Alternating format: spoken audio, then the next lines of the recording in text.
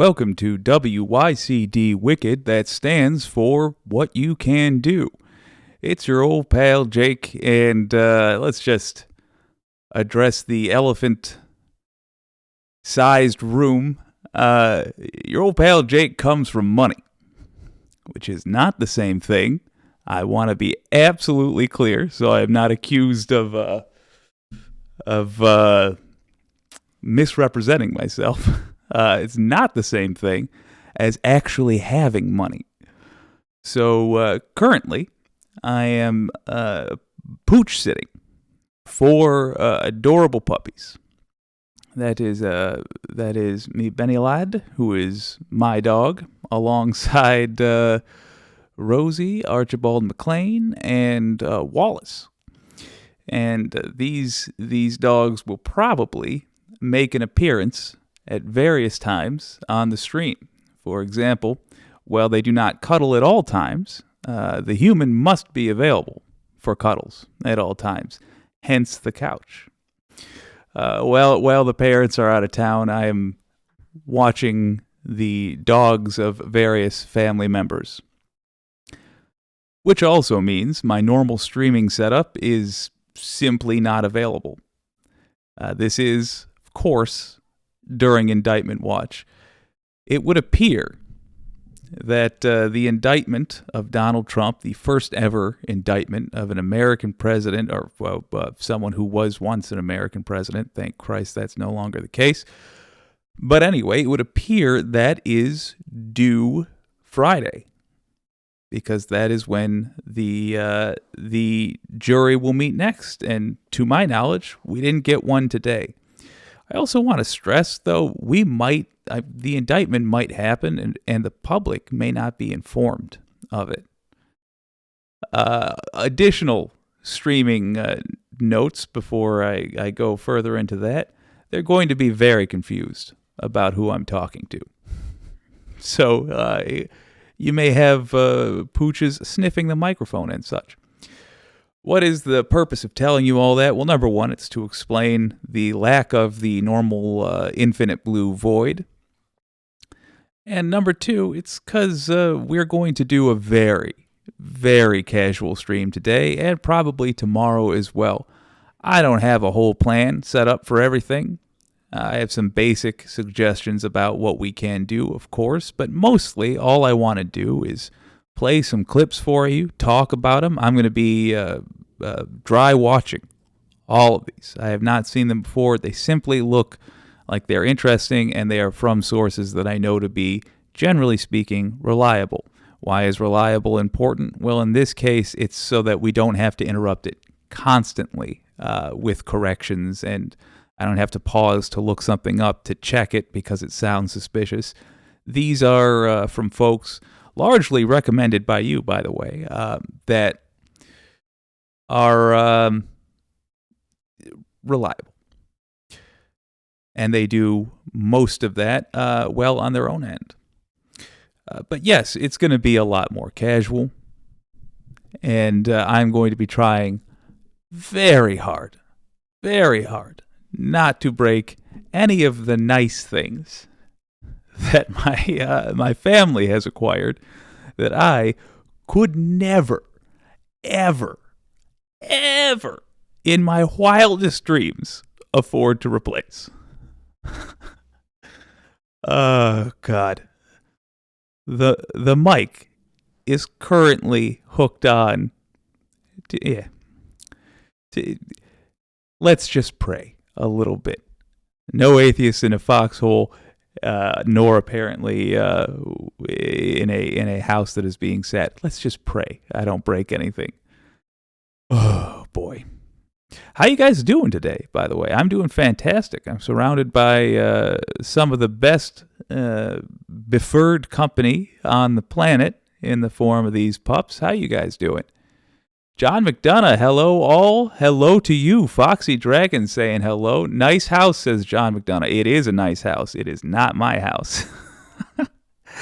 I feel like a tourist, even though it is my own parents' house. Even though from time to time I come hang out here. When they're not here, it just feels weird. and wrong. Jake, you need a smoking jacket. I have a smoking jacket. I should have brought it. But I would feel wrong smoking in this house. Damn, you look comfy. That is quite correct. My word, I'm feeling comfy. And in that spirit, let's watch some clips as though we are in the living room, watching it on the TV. I will say, because we have no choice but to use this setup at the moment, it will be a fun way to experiment. David Feldman recently, I say recently, within the last 3 weeks, he discussed why CPAC fell apart. And I believe that is going to be a fascinating dissection by Feldman. I have my own thoughts and theories on this. I'd be interested to hear yours as well while we talk about it. I do know in the first 30 seconds he says some bizarre stuff that I do not necessarily stand by because I had to download the clip, and that necessitates me seeing part of it at some point. Regardless, we're gonna cut into that, or rather, we're going to discuss that, and hopefully, he gets to the point where he talks about why CPAC fell apart. I'm interested to see it.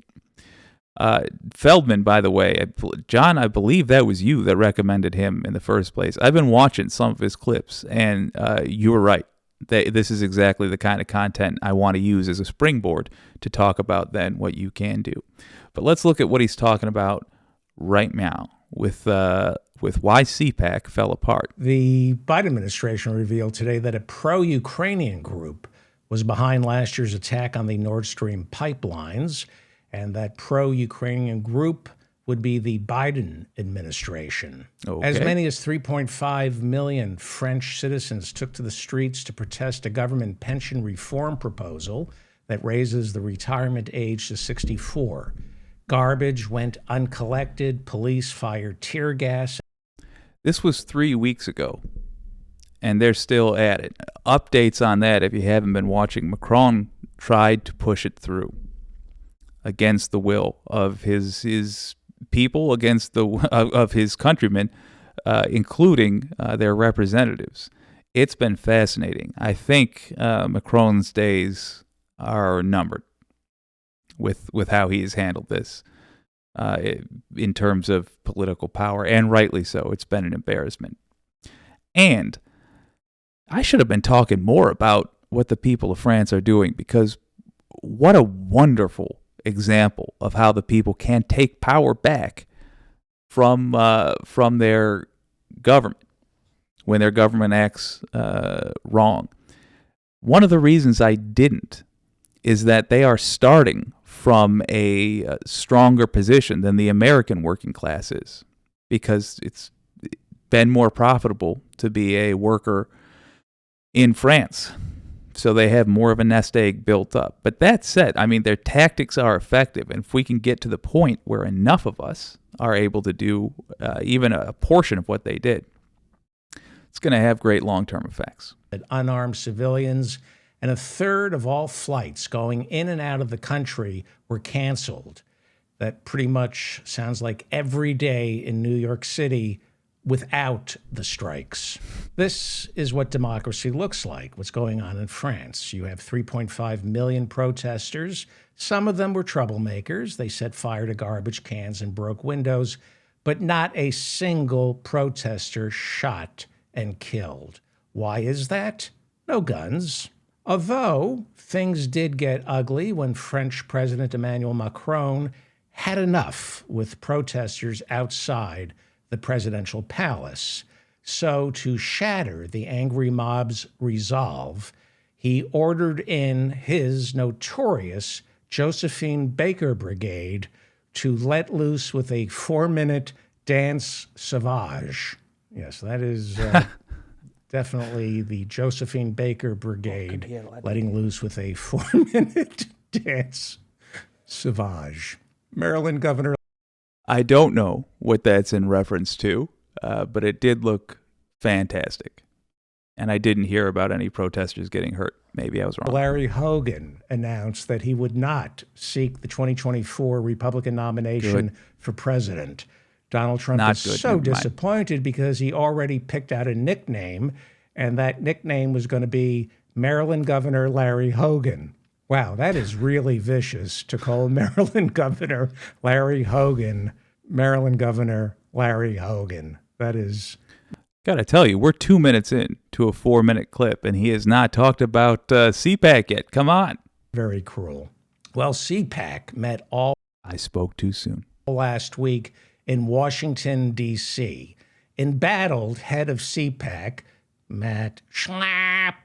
Matt Schlapp is accused of sexual misconduct with another man, which might explain why Matt Schlapp took to the stage on opening night to announce this year's CPAC theme had been changed at the last minute.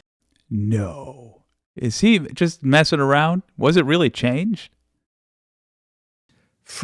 That wouldn't surprise me. These are the people that said we are all domestic terrorists. From keeping America safe to Matt Schlapp can't get enough of those big-ass lady bosoms. Okay. So I guess that means he's innocent.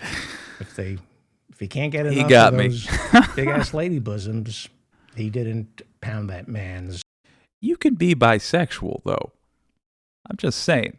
Come on. Junk. But according to the Washington Post, remember that male Herschel Walker staffer who is suing, claiming that Matt Schlapp, quote, pounded my junk, right? Oof. According to the Washington Post, that male staffer is not the only one to complain about Matt Schlapp's. This is a 3-week-old video, and I hadn't heard that. Or rather, if I did, it just didn't stick. There were other accusations, really, against Schlapp. That's not a surprise. Generally speaking, when you hear about sexual misconduct, when a literal criminal case is made about it, generally speaking, I think the ratio is something like there were 10 other instances where it happened and wasn't reported. Certainly when it comes to child molestation, it's something like, I think it's 10. I think that's the number. And it's possible that when it comes to adults, it's different, but the principle is the same. I do know that. So it's not a surprise to hear that there were others that this apparently happened to. What was a surprise is that Schlapp showed his face at CPAC at all. That was bizarre. Another slight format change for the next couple of days. I may casually, or occasionally rather, pause the stream and do this. Now, Benny, that's enough.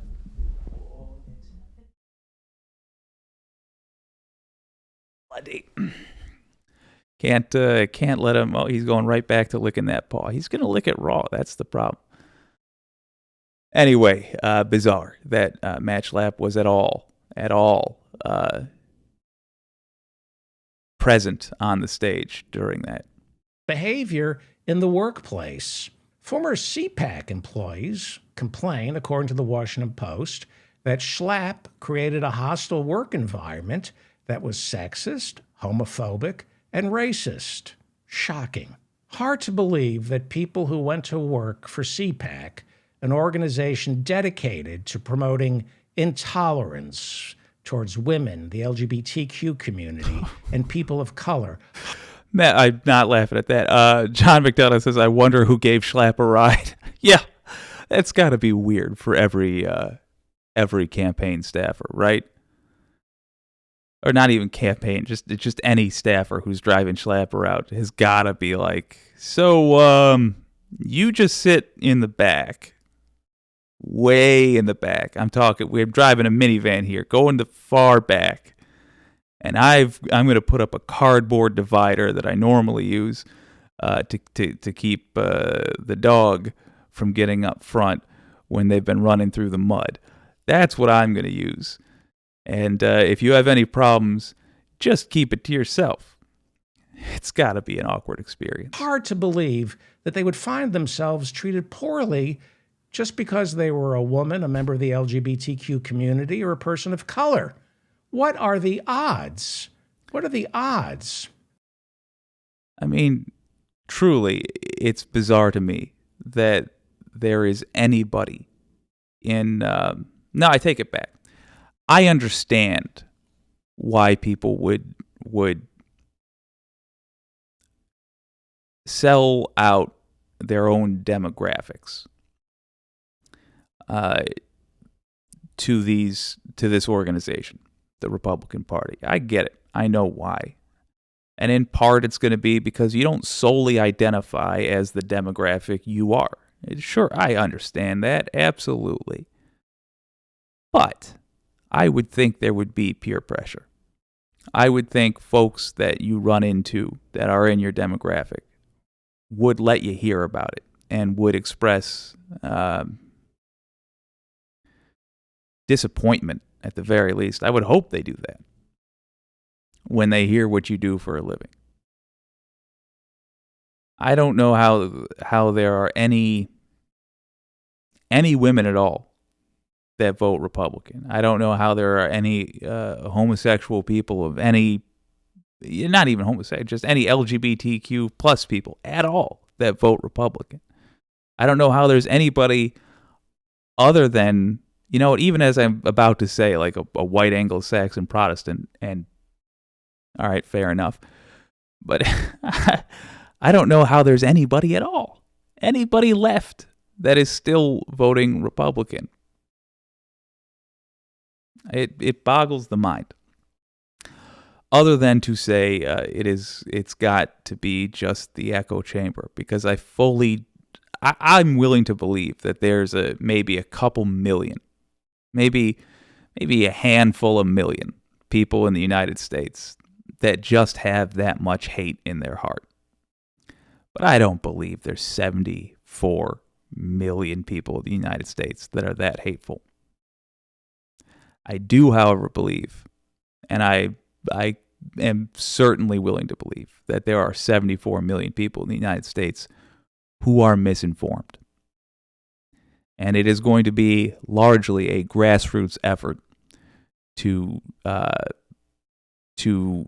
take advantage of the situation we have happening now with Fox Dominion lawsuits and soon to be Trump having his lies exposed in court. We're going to have to take advantage of that at a grassroots level and go to other people in our community and make the fact that they are misinformed a conversation that they have to have. Because otherwise, I mean, we're going to keep getting these monsters. Before running CPAC, Matt Schlapp worked for the Koch brothers, where he was forced to leave under a cloud of workplace discrimination. Do you realize how loathsome an individual you must be for the Koch brothers to find you repulsive? Jesus. Matt Schlapp was literally too skanky for the Koch brothers. Because Matt Schlapp has... That's like not like wearing too little clothes for the strip club. Just bizarre. Been accused of sexually assaulting another man. Attendance at CPAC this year ended up lighter than his loafers. This picture clearly demonstrates how small the crowd was for Donald Trump's big speech. Oof. But Sean Spicer came out after Trump spoke and insisted Donald Trump's speech was the largest attended CPAC speech in history, period. Look at this. Jesus. This picture. The room looks emptier than the space between Jimmy Dore's ears. Far-right fascist, racist, and mortal danger to freedom-loving Americans. Yep. Steve Bannon was there. And as you can see, Steve Bannon is starting to look as ugly on the outside as he is on the inside. Oh, yeah. He's like the He's like if Dorian Gray didn't have the picture. To refresh your memory, after receiving his pardon from Donald Trump, Bannon was found guilty of contempt of Congress and is awaiting sentencing. And he is also on trial in New York for defrauding a charity whose money was supposedly going towards building the wall. Wasn't Mexico supposed to pay for the wall? Maybe the only people who donated to the charity were Mexicans. Maybe that's how it worked out. Speaking of the wall, Doug Freemason attended CPAC wearing a suit that not only looked exactly like Donald Trump's wall. Is that guy's last name really Freemason? I'm probably missing a bunch of Feldman zingers and not even realizing it. But also smelled like the Rio Grande. An hour after this picture was taken, Doug stripped down to his boxers after someone checked the suit's label and discovered it was made in China. Oh, Feldman. So yeah, CPAC was a mess. I was hoping he would show one of the empty crowd shots because I remember that from the earlier coverage. So Trump gave his little speech last weekend about, the usual complaints. But he was at Waco and he ramped up the J6 rhetoric. He went as far as, I'm not going to play it. It's not because I don't think it's right to play it. I just don't happen to have that clip handy, and I feel like we've all seen it probably. But if you missed it, he asked people to put their hands over their hearts, and the announcer did, and then played a song, which was the national anthem, sung by a bunch of January 6ers, the J6 Choir. I saw that played all kinds of places. And then I saw another news story, which I think is interesting when you hold the two together, which is that within 30 minutes of Trump starting to speak, people were shuffling for the door. I have to wonder how many people in that crowd showed up, were excited about Trump and what he was going to talk about for 2024, and then saw that he was embracing the January Sixers, was replacing the traditional national anthem with the version sung by them, and asking the audience to put their hands over their hearts and stand for that. I think he is going to continue hemorrhaging support as he asks for more and more from his fans. He's going to ask them to get wilder and to support wilder things. I promise you, there was at least one person in that crowd in Waco who realized they were in Waco, Texas, on the anniversary of, let's call it like it is, the killing of several FBI agents by a cult, the Branch Davidians, and that they were being asked to listen to a creepy version of the national anthem sung by criminals that Trump was endorsing. There was at least one person, I assume several, in that crowd who realized on that day, in that moment, oh my God, this ain't for me. And I think that is going to continue happening. I think of all the people around the world who saw that, who used to be Trump fans, who watched any coverage other than Fox, of which there will be a couple. There will be some on the margins always. I think they would have recoiled. And I think if you have the opportunity to point out those facts to somebody or to show somebody any perspective that's not Fox, you should take that. And I think as we go forward, as Trump does this wild stuff, what we should do is continually point out the craziness. Let's have a look. Trump's Foxy Dragon says, sorry, I just saw we were disconnected briefly. Foxy Dragon says, Trump's Waco rally makes me want to vomit. Same. Gastronomical Convections says, Gastronomical Convections Watercolor says, Timothy Snyder is on MSNBC, the 6 o'clock hour, talking about what we can do to keep our democracy, FYI. Hell yeah, I'm going to look at that later. It's much appreciated. And Foxy Dragon adds quite correctly, while playing footage of the January 6th attack too. Yeah. And what he, I think, fails to understand about people is they will look at the fact that the J6ers are in prison, and they will look at what he asked them to do, and they will realize that his friends got pardons, but the J6ers didn't get pardons, and he is apparently going to keep asking for the same thing from his followers. I just think, I think most people are kind of dumb, me especially. But nobody's that dumb.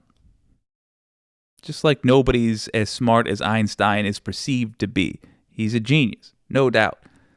Nobody's as smart as fictional Einstein, and nobody's as dumb as Trump thinks they are. Eventually it'll sink in. Franny P says, love your optimism. Thank you. I appreciate it, and I think I share it with a lot of you. It is not necessarily all bad news.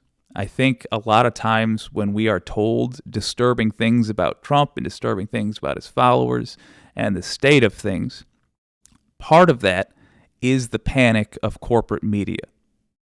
Because like it or not, one of the consequences of Donald Trump doing what he did over the last 7 years now is that the jig is up.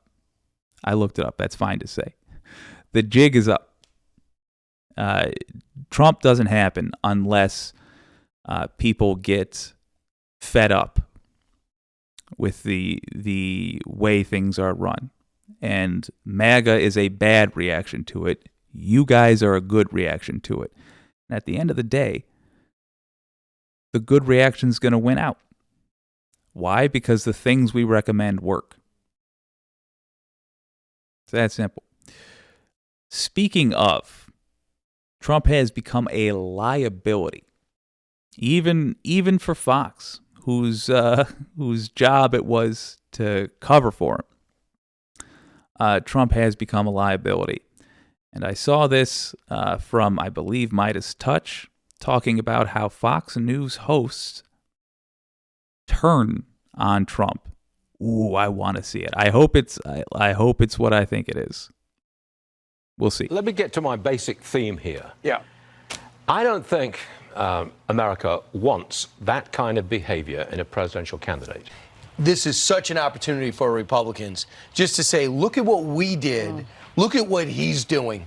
Look at what we had. Look at what he's doing. Instead, the President of the United States, former President of the United States, opened up with January 6th video, which is insane. Must be Dominion in the air. Something in the air, because... Oh, this new fellow, this Scottish fellow. First of all, my Jack Russell Terrier is confused every time his voice comes on. He thinks it's him on the TV. But I like him. I like him a lot. If you guys know his name, let me know. I can never find it. Fox News continued to change their tune in regards to their coverage of the former president. This time in response to his disastrous Waco rally in two separate segments. Christ, look at that hair. Prince Charming over here. Oi. Once notorious cheerleaders for the former president can be seen condemning his vile comments suggesting violence over the weekend. Well, I deal with it. We're dealing with very dishonest people. We're dealing with thugs. We're dealing with people I actually believe that hate our country. Last night I had a rally. Every accusation is a confession. I truly believe Donald Trump does not like the United States. I truly believe every time and I don't think he's consciously thinking like, ooh, I hate this country. Just every time something classically American comes up, he can't stand it. He doesn't like cookouts. He doesn't like democracy. He doesn't like poor people becoming rich people. He can't stand new money. Even though he is like, he couldn't be more nouveau riche. I realize his father was wealthy and he grew up with money, but like his father wasn't that old money type feeling, and he certainly didn't transfer to Donald any of the old traditions or the old mentalities. This is a guy that has gold-plated toilets. That's something that like a rapper does. That's something that like an athlete does. And there's nothing wrong with it. Who cares? It's no more ridiculous than a yacht. They're all just frivolous ways to burn money. But he genuinely doesn't like people that are like him, that are like that. And that's sort of classically the American story. So to hear him say they hate America, it highlights for me that has always been something that is just sort of the GOP telling on themselves, or in this case, MAGA telling on themselves.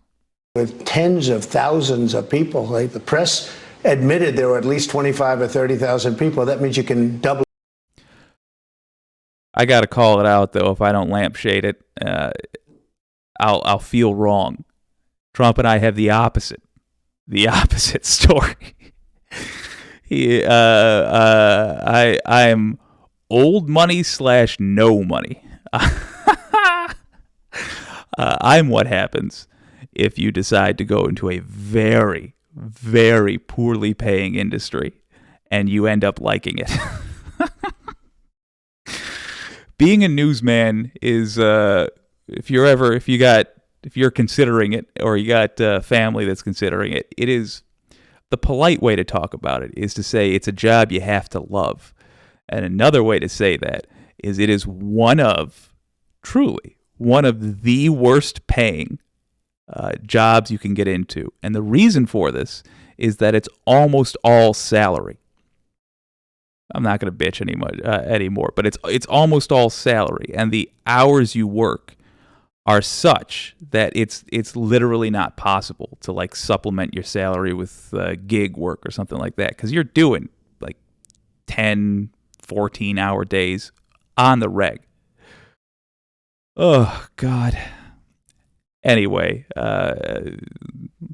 teasing done, making fun of people and their money. I'm just saying Trump's attitude is bizarre, and I think he tells on himself every time he talks about what he says Democrats think of the country. It's just his opinion, reformed as an accusation. We're dealing with thugs. We're dealing with people I actually believe that hate our country. Last night I had a rally with tens of thousands of people. Like the press admitted there were at least 15,000, I believe. 25 or 30. No, 15,000 is what the press said anyway. 1,000 people. That means you can double it, at least in Texas, Waco, Texas. And it really, really surprised how much he's trying to sell that. was like a love fest. This is such an opportunity for Republicans just to say, look at what we did. Look at what he's doing. Look at what we had. Look at what he's doing. And I think for President Trump to spend 80% of his time complaining about court cases instead of just looking at his own record and what he would have done. And let me tell you what I would have done to SVG. Let me tell you what I would have done over in to Syria if we are guys. SVB. He was talking to the bank. Okay. got hit for the 74th time and twice in 2 days. He does that, or other candidates do that, they're going to be unbelievably successful because that's going to be the conversation at the kitchen table. Instead, the President of the United States, former President of the United States, opened up with January 6th video, which is insane. He should be. Yes. I promise you, there are a lot of Fox watchers that felt like that was insane, that did not feel comfortable saying that was insane, until Brian Kilmeade said, that was insane. Oh, that's so good to see. That's like a weight off my chest. Good Lord. Running from that, period. I don't care his point of view. That is not a good thing for him. I thought that was absolutely awful. Even though he is winning in the polls, that will not help. Let me get to my basic theme here. Yeah. I don't think America wants that kind of behavior in a. It's so weird to see them using their normal techniques against Trump. Like, it's such a small part of the story, but the lower third that they keep up that whole time. Crowd quiet as Trump hits DeSantis at rally. I mean, get him. Good. We need less support for Trump. The guy's a cult leader. Good. Presidential candidate. I think they're tired of it. I don't think they like to see him wielding a baseball bat prior to some possible charges in court. Yep. I just don't think it goes down well with a majority of people.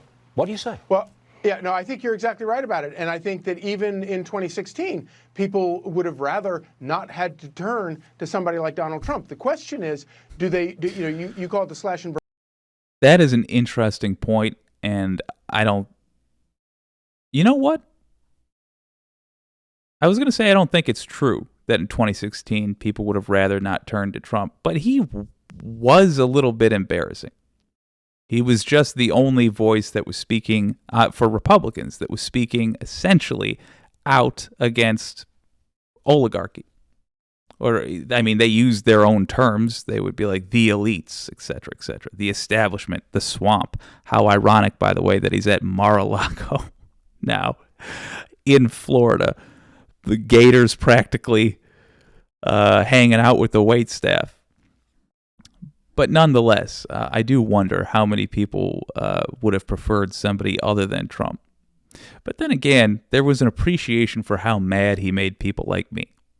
So, who's to say? In politics, and that's a good description of it. But the alternative is using the entire judicial system to prosecute people for their political beliefs.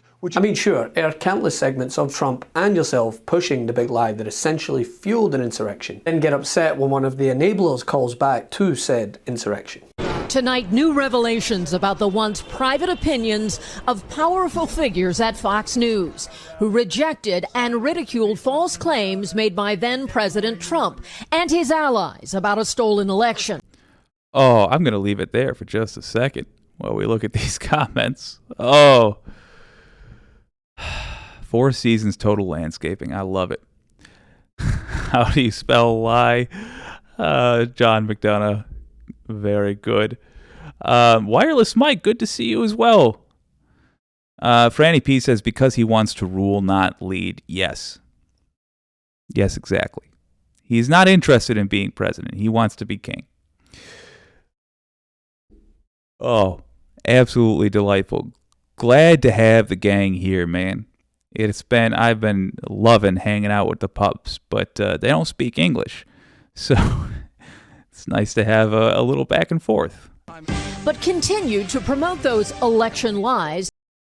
If you never saw, what was that Stephen Colbert show about the president? Oh, it's killing me. Oh, well.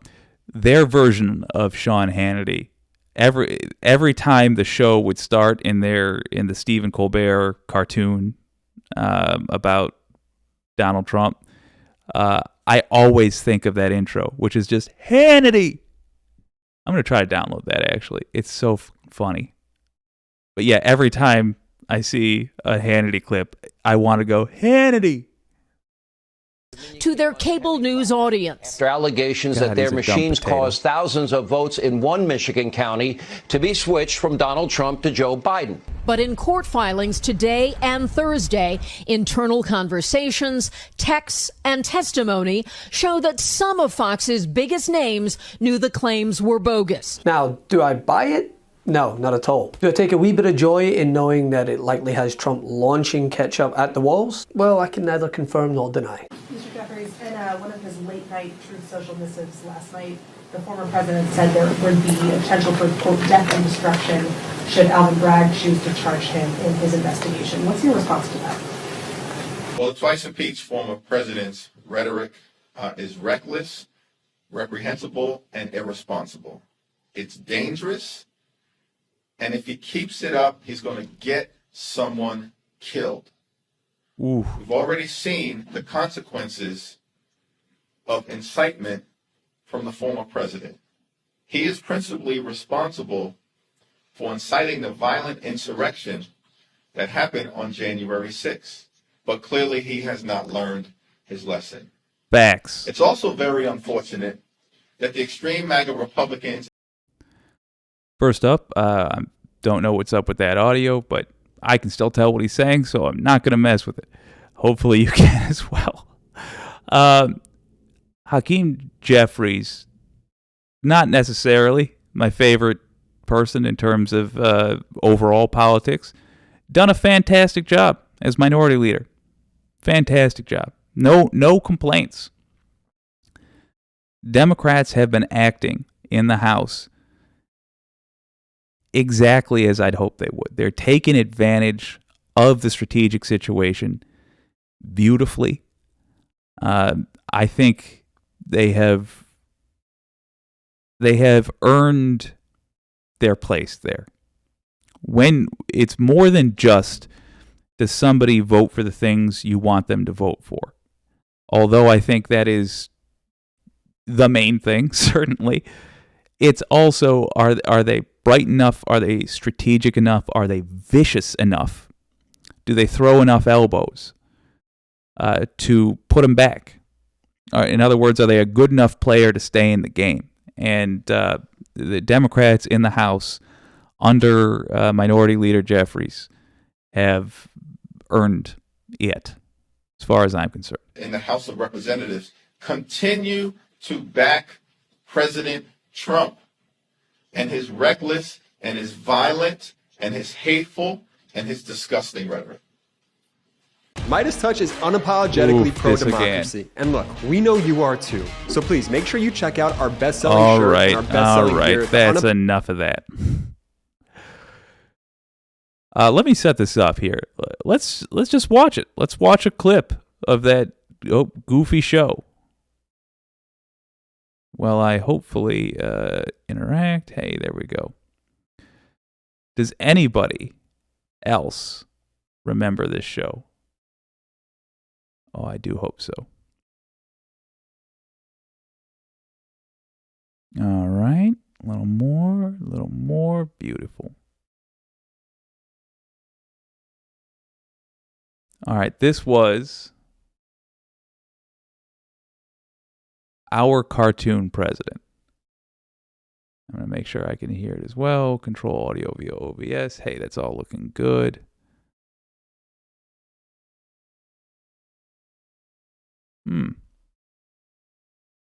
All right, what the hell? We're going to give it a shot.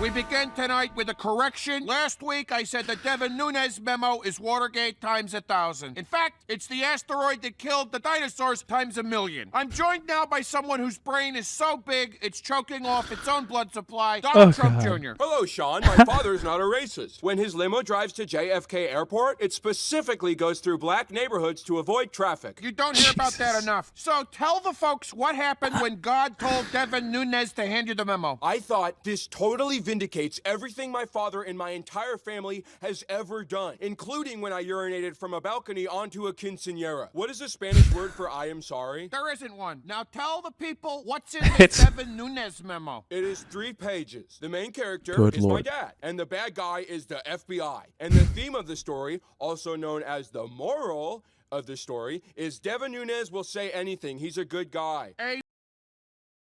Oh God.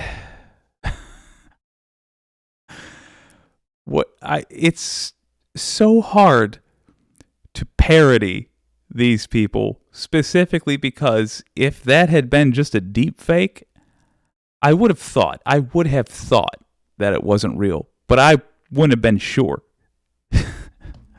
Till he got to and the moral is, I wouldn't have been sure. Good Lord. So, getting right out of there. Will 2024? Hell yes. I'm watching, folks. Getting ready for a big day tomorrow. Have a great evening. Go Jake. Thank you, Will 2024. We will indeed keep at it. Do want to say something happened in Laura Ingram's show that everybody missed, myself included. And it didn't hit me until I was doing like the post-stream cutting and what have you, lines of coke, that it dawned on me what she had said. And everybody else who I saw cover this missed it as well. And because of that, I was thinking maybe I misinterpreted this. Maybe I'm seeing something where there is nothing. Because what she said was straight up calling to cheat in the elections. Remember, Laura Ingram's been giving Trump advice as part of her show about how to run her campaign. Sorry, I've got souvenirs from my canine friends. But she's been giving him advice. And she said that he was talking about 2020 still.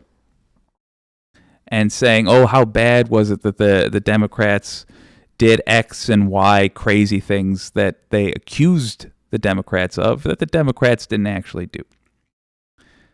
And she said he was doing that and that was bad, and what he should be doing instead was talking about how Republicans can do that. So they've been accusing, wrongly, as we've seen time and time again, they've been accusing Democrats of cheating. And Ingram appeared on her show to say we ought to be cheating. But as I said, nobody else talked about that, so I assumed I must be wrong. Well, here's a clip from the David Pakman show talking about what Trump just said they should do. Trump, who's been getting advice from Ingram. Surprise, surprise, he's all for cheating. Donald Trump is also now admitting he's going to try to cheat in 2024. Mike Pillow found out about this and is not in agreement with Donald Trump.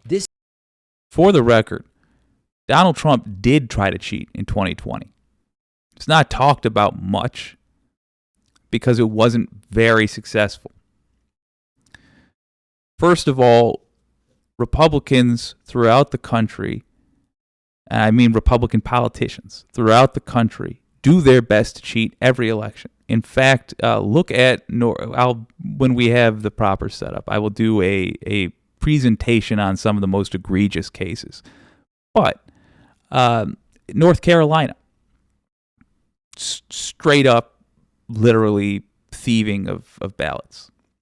Of votes, literally tossing out Democrat votes. This is not a conspiracy. This was proved. They do their best to gerrymander, as we see in Wisconsin, as we had in Michigan until 2018, which, by the way, resulted in a ton of heartache for the for the state. They do their best to cheat. Donald Trump tried to get armed people at the polls to scare off Democrat voters. They tried moving ballot boxes off college campuses and making it more and more difficult to vote. This is not news, in other words, that Donald Trump is all for cheating. What is news is that he is now recommending that Republicans cheat in the way he has accused Democrats of cheating. And what is also news, certainly to me, is that apparently Mike Lindell has principles. He has a weak grasp of reality at best, but apparently he won't go so far as to do what he has been accusing the other side of. For the record, I don't believe Mike Lindell actually feels like he's found anything, even though he keeps saying he's found indisputable evidence. And the reason why is because he would have taken it to court, but he hasn't. But nonetheless, let's see how much this really is a rift between these two fellas. This is super, super interesting. Donald Trump put out a statement. I missed this originally, but this is just bonkers stuff.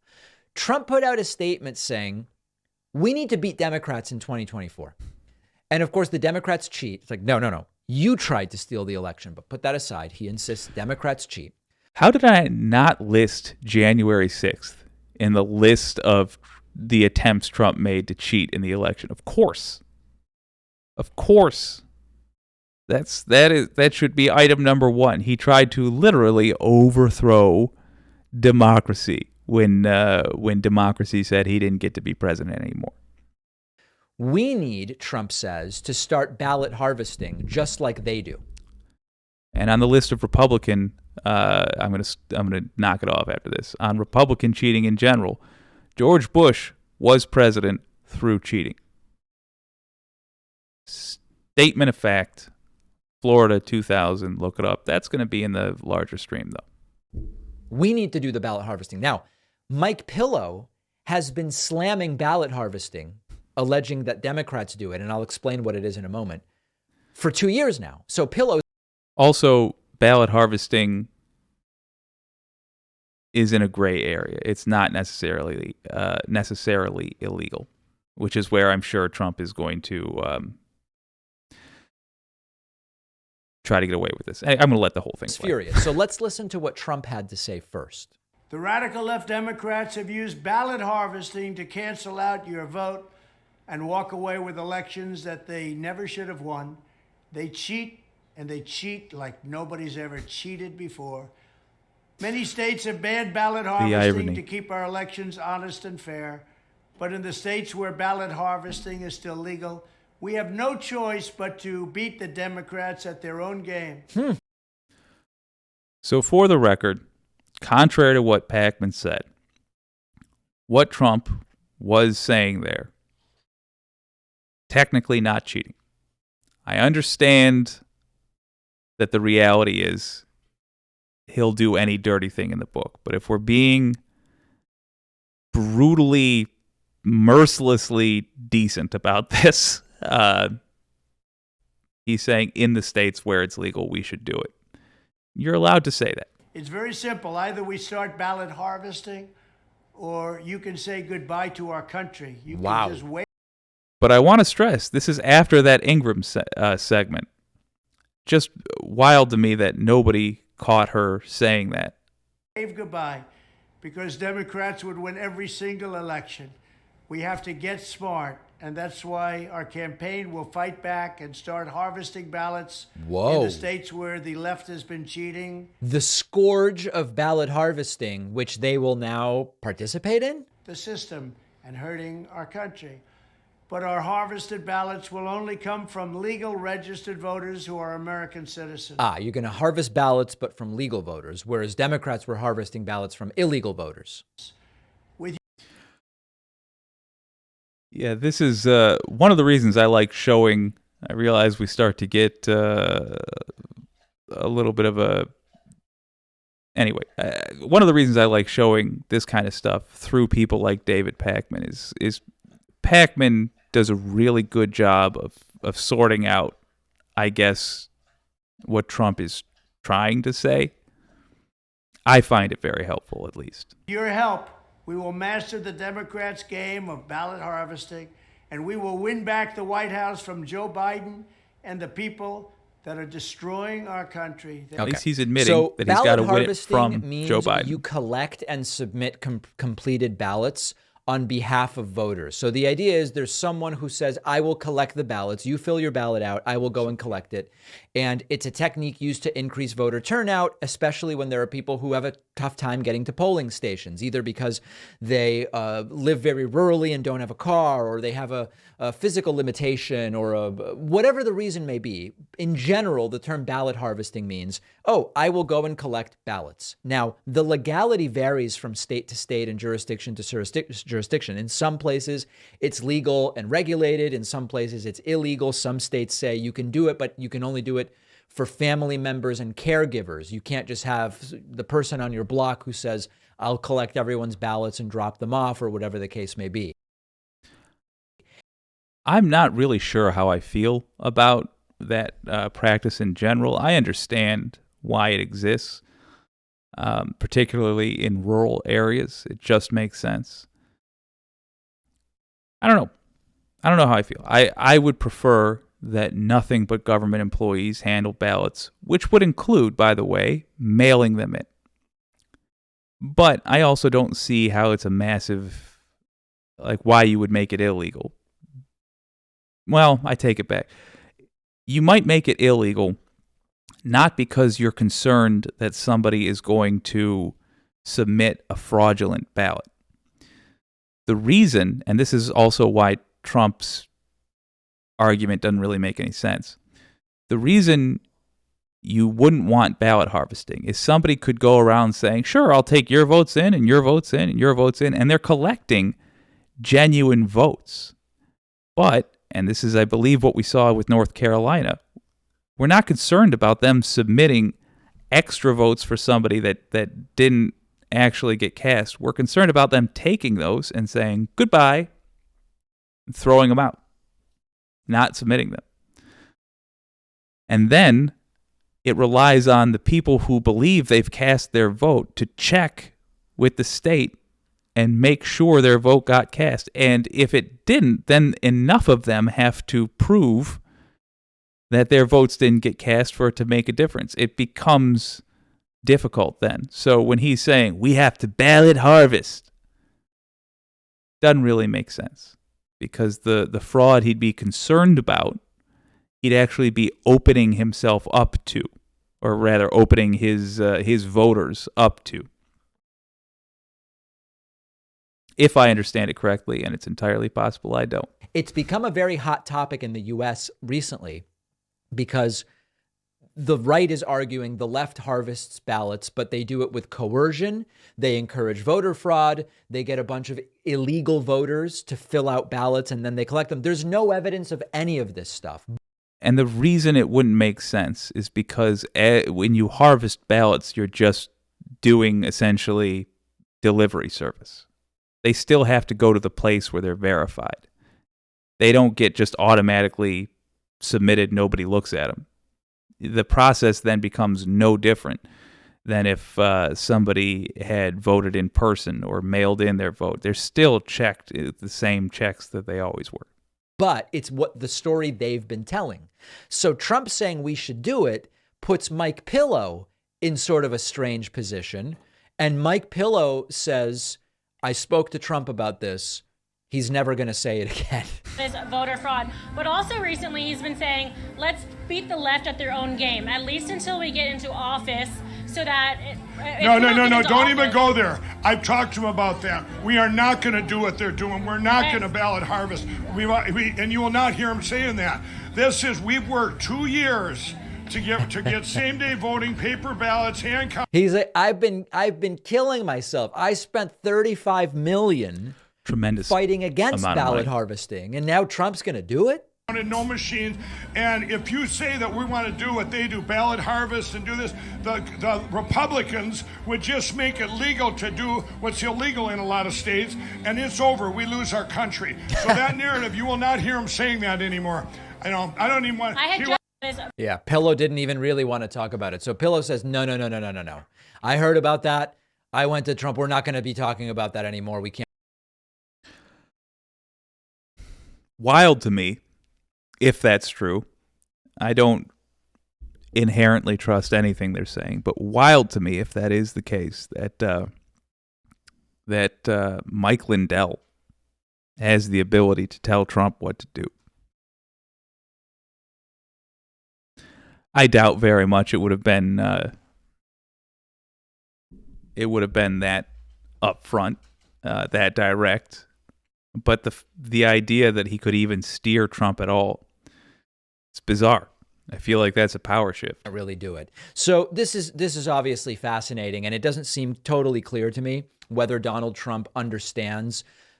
The issue is less about, obviously. It literally doesn't matter what he's about to say. Whether Donald Trump understands, it literally doesn't matter what he's about to say. The answer is no. Any kind of ballot collection, regardless of the state or jurisdiction, you can only collect legal ballots. Like if you somehow, again, imagine the scenarios they dream up. If you somehow find 10,000 blank ballots and bring them to people who aren't registered to vote, I guess you have to find 10,000 undocumented immigrants who, of course, they're going to live all over the place. And so he's just saying what we said already. No need to replay all that. It's, precisely what I would have thought. It's Trump's understanding of ballot harvesting is non-existent because he doesn't need to understand. It's not as though he's discovered something and now he's passionate about it. He was passionate about finding an excuse to lie. And he didn't even bother coming up with a very good one. He just needs to convince his base that for some reason, when he had the advantage of being the incumbent president, for some reason, without that advantage, he's going to win. In order to do that, he needs to somehow work with a group of people that believe him and therefore believe that the system's rigged against them. He needs them to go out and vote. Well, how do you do that? You tell them, we're going to cheat too. And ironically, while I fully believe he will try to cheat, as he has literally always tried to cheat, ironically, he is lying now about the one way I'm sure he is not going to try to cheat. It's just a bizarre time to be alive, I suppose. And fortunately, he appears to be at a point where he has told so many lies that they can't all fit through the door. They can't all exist together. So the people that passionately believe his lies about Democrats stealing elections, they can't coexist with the people that believe that he's going to win in 2024. They can't coexist. If Democrats are stealing elections, what's the point? Why even bother to vote?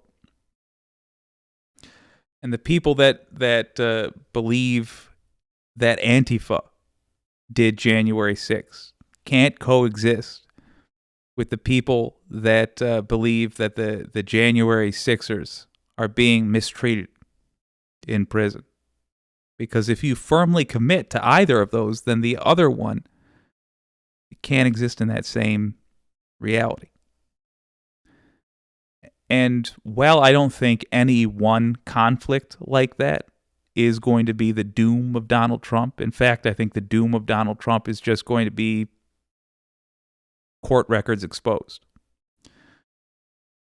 But the MAGA movement is going to continue having these problems, and they're going to get worse and worse and worse, and they are going to be in discord constantly.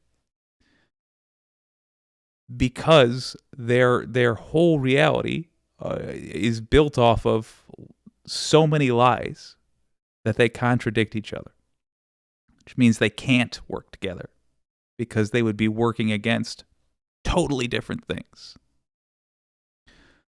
Wild time, man. Dogs are awesome. Give them a good scratch on the chin from me, Jake. Wireless Mike, I surely will. Ingraham, yes, apparently that is how you say, I've been saying Laura Ingraham, but apparently, according to her brother, that is how you say the last name. And as much as as little respect as I have for Laura Ingraham, it is generally, I only want to disrespect the things about her which are worthy of it. And you can't help what your last name is. So says a guy named Drogelis. So I must be sympathetic to these things. Pac-Man is awesome, says Wireless Mike. I wholeheartedly agree. We should have no excuse mail-in voting across the country. Also agreed. I really don't think it matters how you get your vote to the people who count it, so long as it is secure.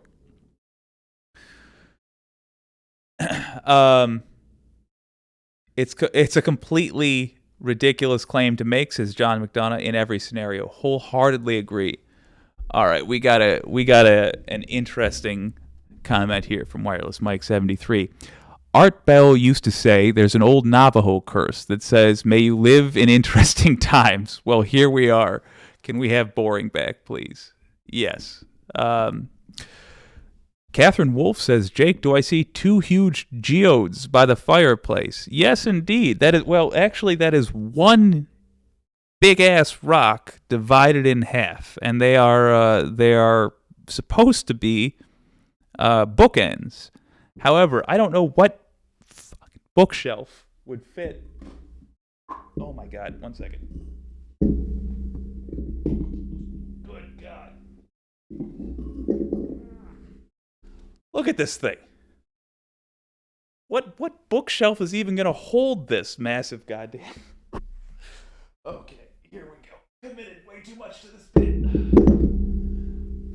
Yeah, now I'm watching this on a delay now. I can see myself struggling to lift this thing. I can't fathom the bookshelf that was intended for. But that's a rock. And it's supposed to be a bookend. Oh, the time. The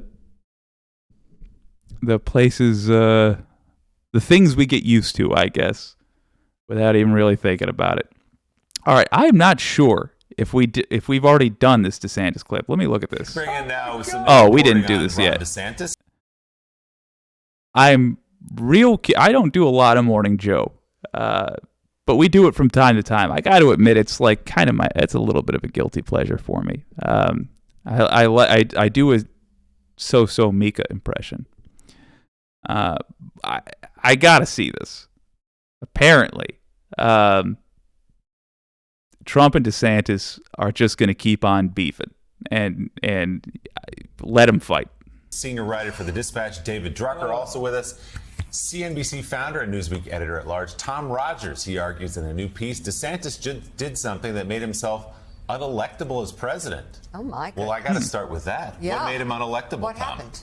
Well, Trump may still be the nomination frontrunner, but at some point, primary voters may wake up with 4 possible indictments hanging around his neck that he's not elected. It is underappreciated. I truly believe. I don't think the fever breaks on MAGA with Trump being out of the picture, if he does go out of the picture. But I do believe that we are not, and I'm putting my money, I'll put a crisp American dollar bill on this bet.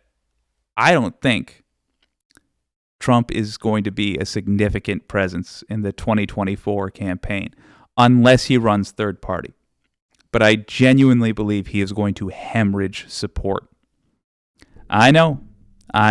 Seems impossible now, but that's what's going to make it pretty badass if it's a correct prediction. And Ron DeSantis is the presumptive alternative. But I also don't think Ron DeSantis is going to be the guy. Although I do want to say this, DeSantis, and again, he does not have the chops to impress anybody on a national stage. They say he's Trump without the baggage, but he is doing his damnedest to gather as much of that baggage as he can by 24. It's crazy. But he's been smart enough to wait for Trump to get indicted before he announces his run for president.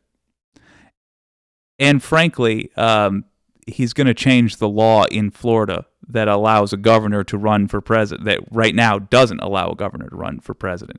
But he's been dragging his feet on that. And I think he's been dragging his feet because he's waiting for Trump to get indicted. DeSantis really stepped in it, and it wasn't the Ukraine comments, which he walked back, and he may not be able to straddle that issue. It's the abortion issue. And Florida is a state now with a 15-week abortion law, not the most extreme, restrictive, but not the most extreme.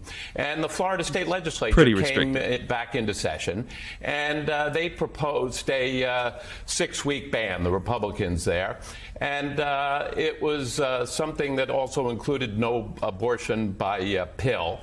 And Ron DeSantis basically said he would sign it, committed to support it. And so now you have a possible alternative nominee who has stepped into what we saw in the midterms was about as alienating an issue as could be to suburban independent women voters, which if you're going to win the swing states, you got to win back that constituency. And we saw how emotional gut issue that is. I disagree. You don't have to win back that constituency. There are two ways to win.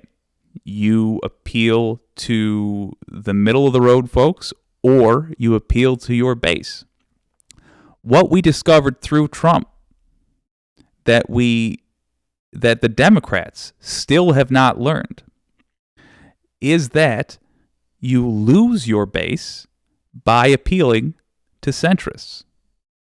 And the gamble has always been that your base will vote for you no matter what, because what choice do they have? They have the choice to just not go out and vote. The base has different desires now than the centrists do.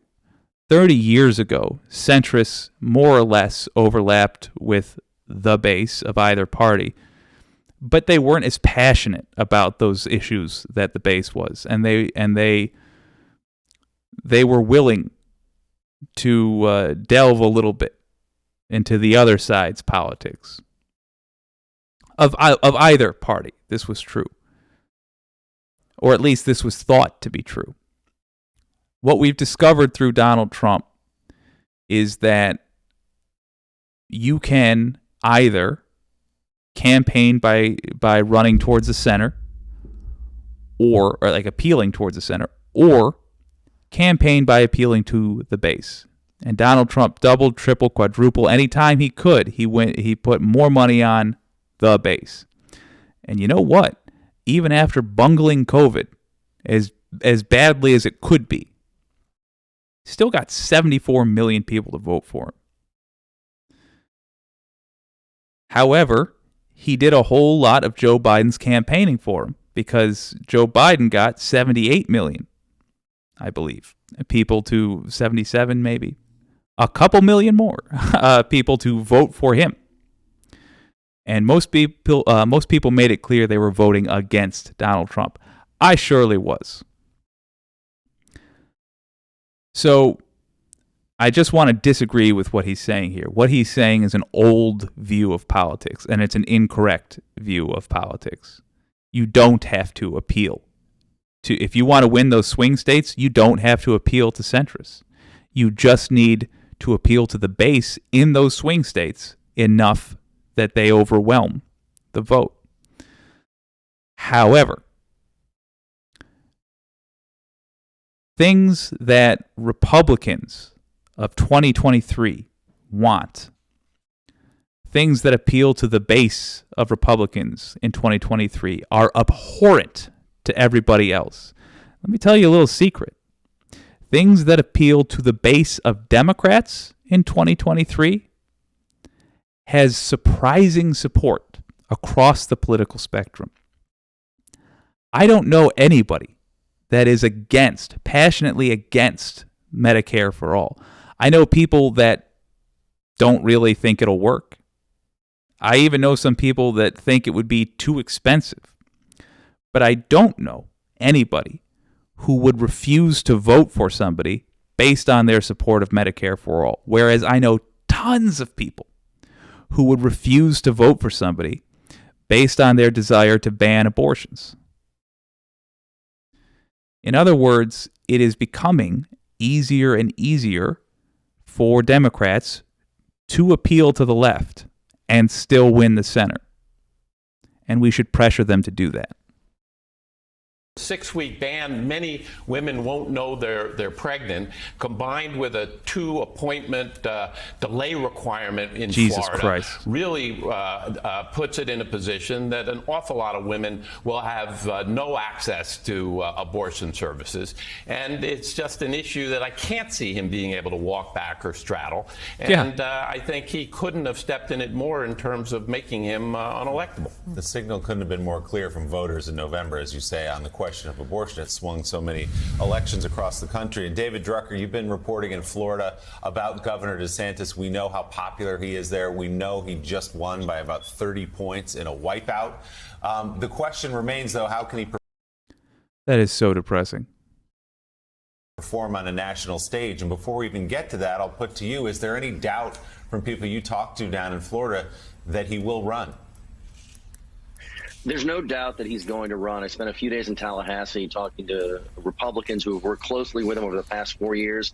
Some are true believers, some aren't his biggest fans. But I just want to be clear. Ron DeSantis has not said he's going to run yet.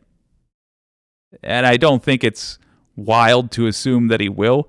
I just think it's very funny that the media is doing their damnedest to make this guy a candidate. How much have we heard about DeSantis versus Nikki Haley, who said she is going to run? they're all convinced that he is going to run. And of course, he's taking every step you take when you're planning to run for president. You know, I think the interesting thing, and there are a number of questions I address with my sources, but do you think he can handle Trump? And no, there are things that we already know about Donald Trump that don't work in a general election context. I'll answer that. He doesn't need to go to his sources. You got your old pal Jake here. No, he can't handle Donald Trump. He can't handle a shot of raspberry schnapps. He can't handle Donald Trump. He has got no political chops. He's got no charisma whatsoever. Certainly he doesn't have wit. Have you seen this guy on a stage? No, he cannot handle Donald Trump. But in the context of a Republican primary, he still has yet to be beaten as a presidential candidate. He's not. Okay. He's not running, but okay. He may run, but he's not running yet. And he will go after you in ways that even some of the most aggressive, even politicians we'd think rather shameless, wouldn't go after you. Personal attacks they won't make, challenges to the truth that they won't levy. Trump will do all. What a classy way to say lies. All of that. And the question is, can DeSantis, is he nimble enough and thick-skinned enough not to let Trump control him, not to be constantly reactive, but to fight in a way that shows Republican primary voters, I'm going to give you what you want, and that is the ultimate fighter and somebody who you think can win and take on the people, Democrats, the media that you don't like. Right. And there's still some indecision there. Some of them think he can, and some of them are not so sure. So David, is very funny because we're so far away from the actual election, but it's very funny that over the past week or so, everybody's like, oh, Ron DeSantis is finished. He's gone down in the polls and da-da-da-da-da. We've got such a long way to go. We have a long way to go, and I want to stress, as much as Joe Scarborough, sorry about that feedback, as much as Joe Scarborough and Mika Brzezinski there are desperate for Ron DeSantis to be the nominee. I don't know why everybody, just decided it was going to be DeSantis, like everybody in the media. I don't know why. I mean, if you, literally with what they are doing, they could have picked anybody. Why DeSantis? Maybe because he was being the most obnoxious. Maybe because he had that big win as Florida governor. Okay. He hadn't said he's going to run yet. And for them to be doing whole segments like that, it's silly. It's just silly. And then to turn around and say, there's a law. There are people, people are saying he's way down. Well, there's a long time till the election. Well, there's apparently a long time until he even declares he's running. So why are you talking about him? That said, I know why I clicked on the clip. I know why I played it. It's because it's funny. He cannot. He doesn't know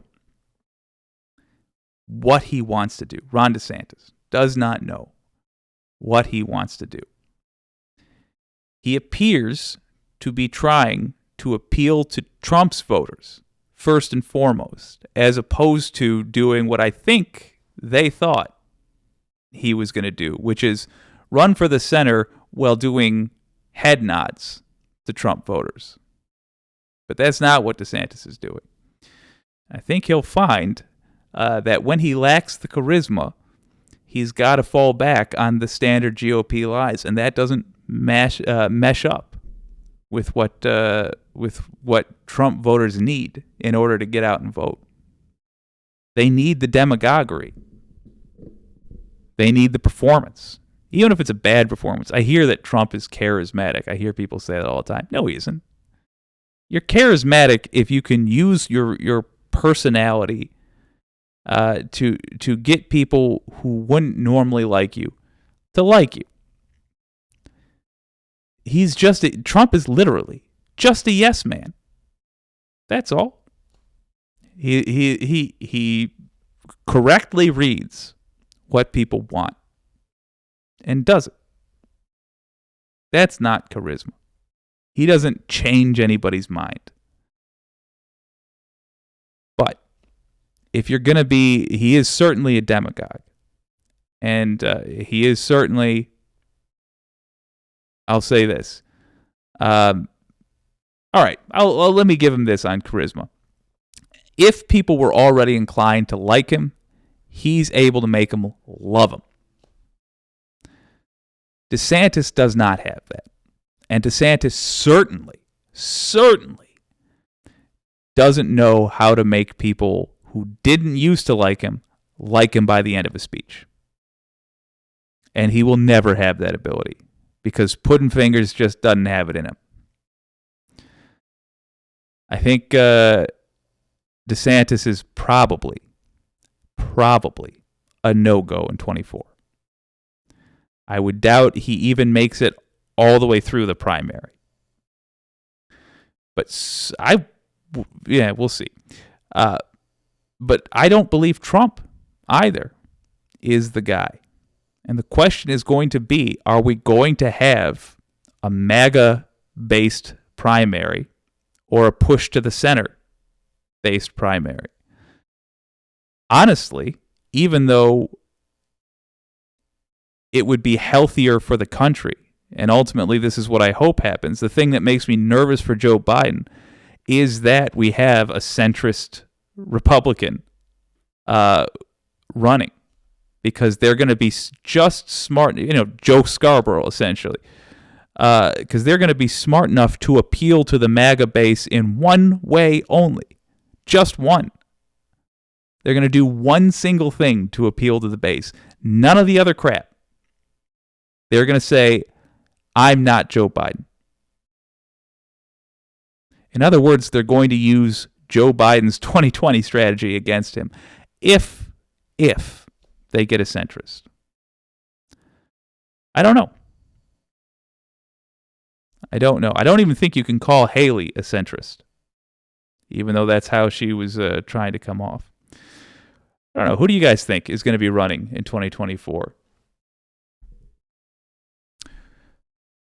Oh gosh, Wireless Mike says, sadly, I do know a few people who are ardently against any and all social programs. I know way too many libertarians, but I'm in Nashville, Tennessee, so that explains a lot. Yeah. And libertarians, I find, by the way, I'm going to pull a Sam Cedar one of these days and get a libertarian to debate me. I reached out to a fervent online Trump supporter who has about the same audience size and offered to debate. We'll see how it goes. But libertarians say they are against social programs. And when you start asking what you would replace them with or how you would deal with the problems their loss would entail, such as, for example, people's parents, not just people themselves, but their parents being off Medicare, et cetera, et cetera. A lot of that hatred dries up. But you're right. I mean, different parts of the country are going to act differently. Certainly, I'll tell you this, Michigan Republicans are going to act a lot different to Wisconsin Republicans. Wisconsin, different to Ohio, Ohio to Tennessee, Indiana, etc. Different flavors everywhere you go. But by and large, I don't see the passion against those issues that I do with, say, abortion, for example. It's a wild one. John McDonough says, maybe it is odd now that you mention it, but it worked out well for us because it made them all look stupid. Yeah. They never have any good answers, says Wireless Mike. I agree. And America, I think, has seen enough of their treading water to recognize it now. So, here's hoping. Oh, good Lord, what have I done? No? Okay. Well, here's hoping that we have people in 2024 that are reasonable candidates. I doubt it very much. Regardless, I expect Trump is going to be a presence in 2024. I just don't think he is going to necessarily be a significant Republican candidate. Let me say that. Third party could very much be that. But I don't think he's going to be a Republican candidate. Or at the very least, I don't think he's going to be at the top of the field for Republicans. And I'll go one further. I have heard more and more talk from former centrist Republicans, and not even centrist, from just Republicans, talking about how Democrats aren't that bad. And I'll play some of those coming up because I do believe we are at the dawn of a party merge, which will lead to a party split because there is such a thing as a tent being too big. At that point, it ceases to be a party and is just the political landscape. So it must divide. And I think we should be strategic about that. It's not a bad thing if that happens. That will essentially mean the Overton window shuts on MAGA, and that is very healthy for the country. But I think if we're strategic, the better party for the country will take more voters with it. More on that to come. For now, I'm going to call it a stream because I'm so on my ability to keep going with this setup. We're going to do a very similar thing tomorrow, and depending on how traffic is for family returning to get dogs, possibly on Friday. We are on indictment watch. It looks like the most probable day yet that we have had for an indictment is in certainty that it will happen. Which is still not certain, but in the certainty range, is Friday. So, Lord knows, come hell or high water, your old pal Jake will be here streaming for it. I'm excited for it. I hope to see you then. I had a blast hanging out with you tonight in this somewhat more casual stream. and I will see you next time. This has been WYCD Wicked. That stands for What You Can Do. My name's Jake.